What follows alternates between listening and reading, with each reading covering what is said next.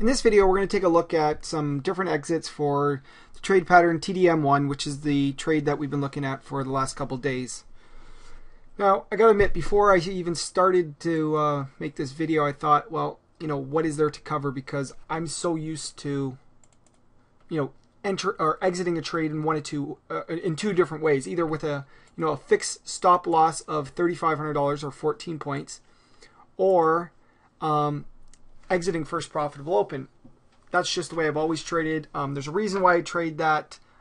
It's a mechanical exit. I think part of the problem that a lot of people have is that, they either hold on too long on the downside thinking that the trade's going to come back, which is why we use a fixed stop loss order. That way, you don't fall in love with the trade. You have your exit point, you get out. Or the other side is, they think the trade's going to go higher and higher, and rather than take their profits, they watch them all evaporate as the market turns back against them. So that's why I've always used a first profitable open and stop loss. And there are some studies and a lot of, by smarter people than me that have shown that these are two of the most profitable things. But that being said, let me just show you a couple things here. So first thing, we can do is we can change from a first profitable open to exiting on a profit target. Actually, let me back up here. Let me show you what our results look like. Input is $3,500 stop loss, 14 points. Data is S&P 500s, January 1st to 2001 to January 3rd, 2011, 10-year period. $45 average commission, and here are the results. So, $1,300 average profit per trade, 63 of 86, 73% success rate, $112,000 net profit, 10,600 drawdown. Those are the base results. Now, as I was just about to do, let's change it so that instead of exiting at the first profitable open, that we're trying to hit a certain profit target. So I've changed that so there, and we're going to use a $7,500 profit target. Now let's check out those results. So as you can see, the results aren't too good. $530 average profit per trade. The drawdown is 50 grand. I mean, it's nothing worth looking at. So maybe $7,500 is the wrong thing. So let's optimize it and see what's a more ideal target to look at. So here we've got, we're going to test it out from $1,000 to $10,000 profit target with testing each $100 step in between. So let's run that test.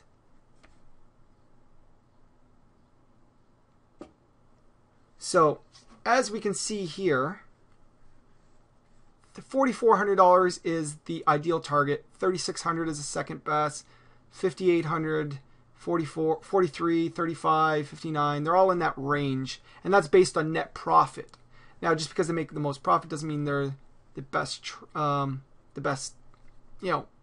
the ideal target to look at. There's a lot of things to factor in, right? Like, I mean, you really are optimizing on a certain time frame. Going forward, 4,400 might not be the ideal number. It might be 36, might be 59. It could be a whole different things. If you look at the drawdown, they're all pretty close, right? I mean, 14,000 versus 10,600. 10,600 is the one that is here on the second one, and it's also on our original base trade. 19,000 is almost double. Average profit per trade's all in the same ballpark, 1,300 here. So the average profit per trade's not much better. Success rate is all slightly less. We were 70% success rate. These are all 67.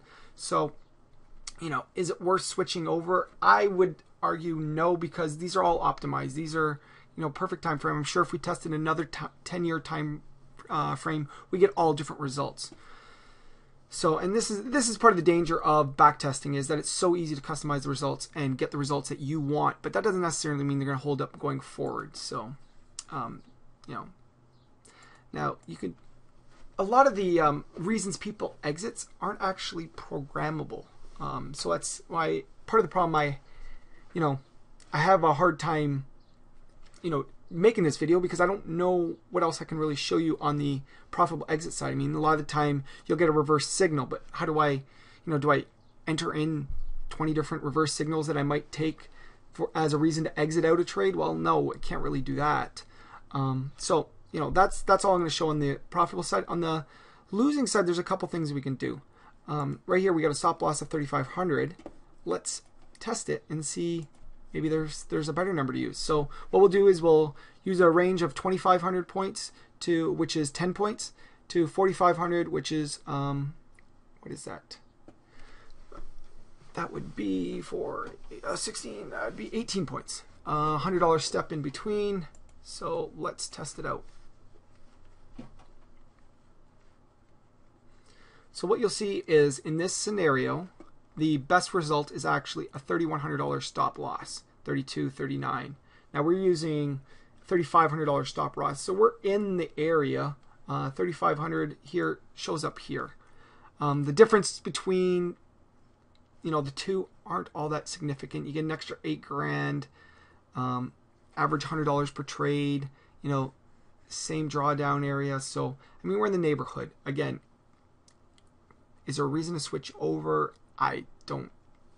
For me personally, I don't think it's worth it. $3,500 is something I do in all my trades, so it's consistent. So truthfully, what we should be doing is we should be checking out the average volatility and adjusting our stop to that.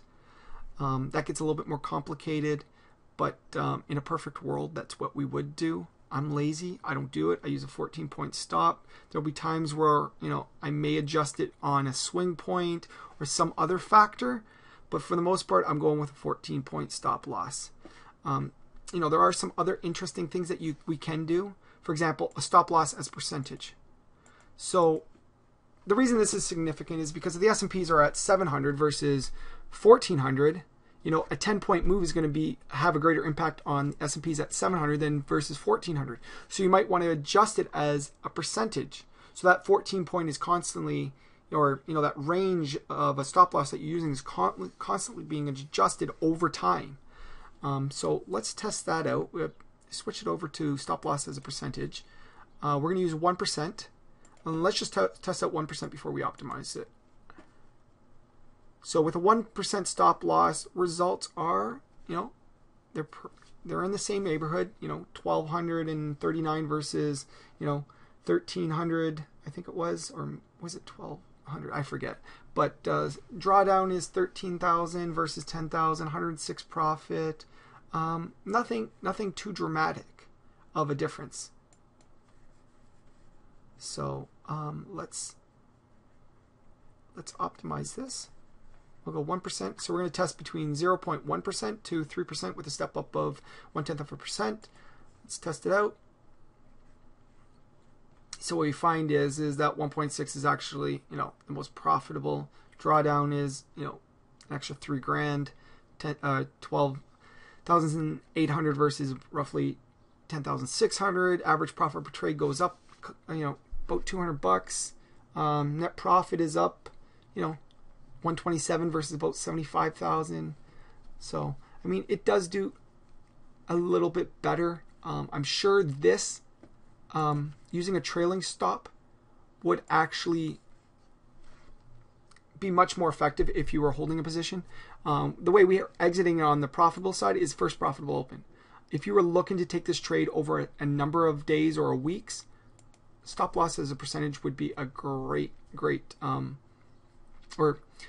actually let me back that up. Stop loss as a percentage would be much more effective over time because you're constantly adjusting to the change in the overall value of the market. A trailing stop would be much more effective in if you're holding a trade for longer. Right now I've got it set up as a first profitable open, so let's run that. Yeah, so we're using a $3,500 thing. Stop loss, that's actually not going to change anything because we're still exiting the first profitable trade.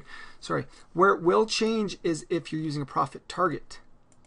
So let's see what these look like.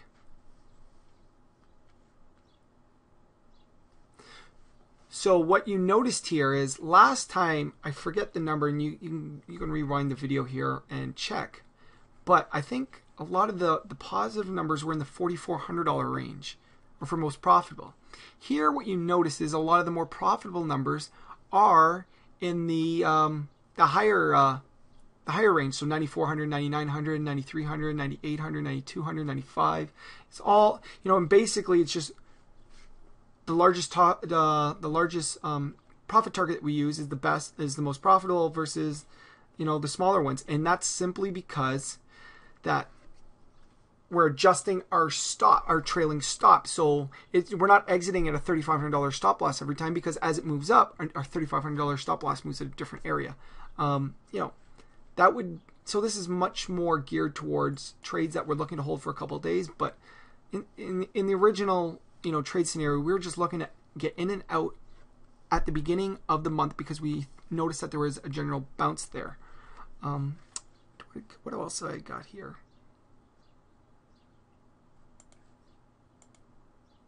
We can do a trailing stop loss as a percentage. I'm sure there's a couple different ways that we can figure it out, but